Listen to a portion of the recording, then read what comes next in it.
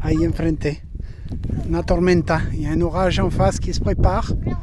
Nous sommes arrivés au point culminant, complètement à l'autre versant.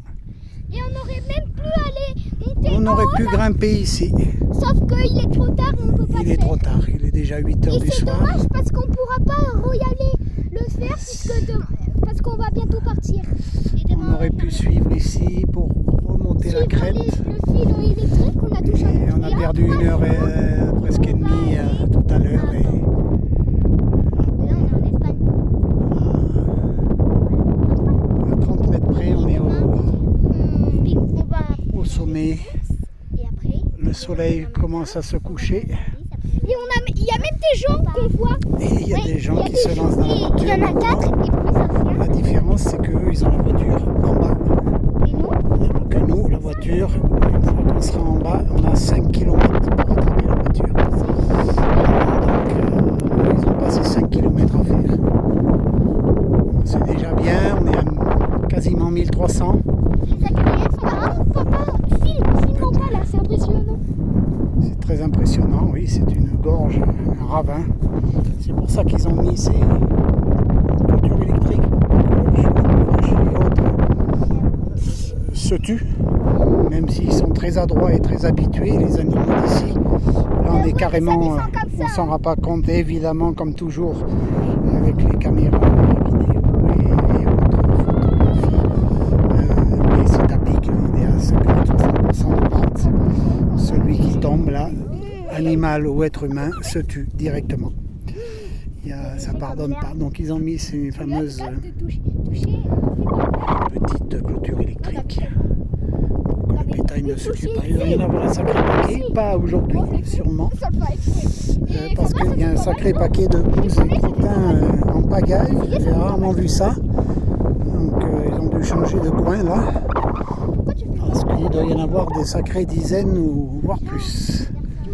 Voilà, cette montagne en face est un sacré colosse. Et voilà un orage qui se prépare de l'autre côté là-bas. Et touche avec ta main. Le temps change très vite en montagne, il faut le savoir. Ici ça souffle énormément. Et ça fait du bien. Ça fait Regarde, du bien parce là, que papa. on Il y a a bien plusieurs suivi. personnes, on dirait. Si, ils sont là. Ah oui. Voilà, très beau coucher de soleil qui se prépare. Et nous, eh bien, tranquillement, on va redescendre parce qu'on ne sera pas à la voiture avant 21h30 facilement. On en a pour combien d'heures? Entre 21h30 et 22h, 1h30, 2h avant d'être à la voiture.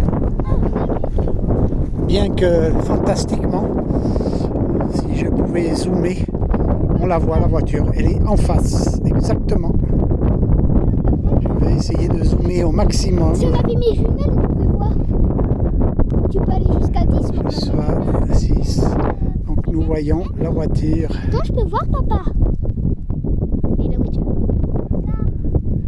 à peu près. Montre, papa. Montre où est la voiture, Néna, avec ton bâton. Là-bas.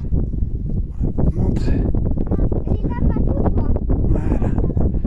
On voit sur la droite, donc il y a ces maisons là. Et complètement à droite, on voit un point blanc, c'est notre voiture. Incroyable parce qu'en fait, dans cette sortie, on n'aura quasiment jamais quitté la voiture des yeux. Elle paraît si proche. Et pourtant, on est à On dirait un jouet, papa. On est à 5-6 km, 6 km oui, d'ici. On dirait même un jouet. À vol d'oiseau, il y a sûrement que 500 mètres, 600 mètres, 700 peut-être. Même pas 30 minutes. Et à pied, évidemment, c'est pas la même rigolade. Papa, Vu la difficulté du terrain.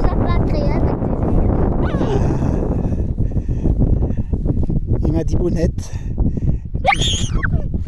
Donc c'était rien, c'était fausse alerte tout à l'heure, c'était un petit temps qui s'était posé, hein, dit Bounette. Bounette nous fait des petites crises comme ça, c'est pas bien parce que ça met tout le monde en alerte. Et après, ici on n'est pas en Amazonie, ni en Afrique, donc pas d'animaux dangereux, mais bon, les temps de temps en temps piquent. Ça m'a fait un choc au cœur. Les temps, T-A-O-N. pleine. Puis c'est désagréable de voir ça tomber sur soi, c'est un peu comme une grosse mouche, évidemment. Et des mouches, nous en avons rencontré, vu les tas de crottins, purins, et pousses de vache et crottes de chèvre, et bref, toute la fosse septique totale. Donc, et puis elles sont attirées aussi par notre odeur, notre transpiration, le sel que l'on transporte. Ah si. Oh my god. Il y a un garçon ou quoi? Il faut monter. Oh, malade mental. Ouais. Ils sont sérieux. Oh, il y a un chien par contre. Hey, on va en sauver, pas ya. Non mais ils sont sérieux là. Et il y a des enfants. Attends, mais pourquoi on peut pas le faire? Nous on va. C'est pas un patou là qui y a, je sais pas quoi. Mais c'est leur chien. Oui, Ah, c'est ouais. leur chien. Bueno. ¿Qué hacemos? Mais papa, il y a des enfants. On va aller là où ils sont. Regarde, c'est pas comme si on allait descendre tout là-bas.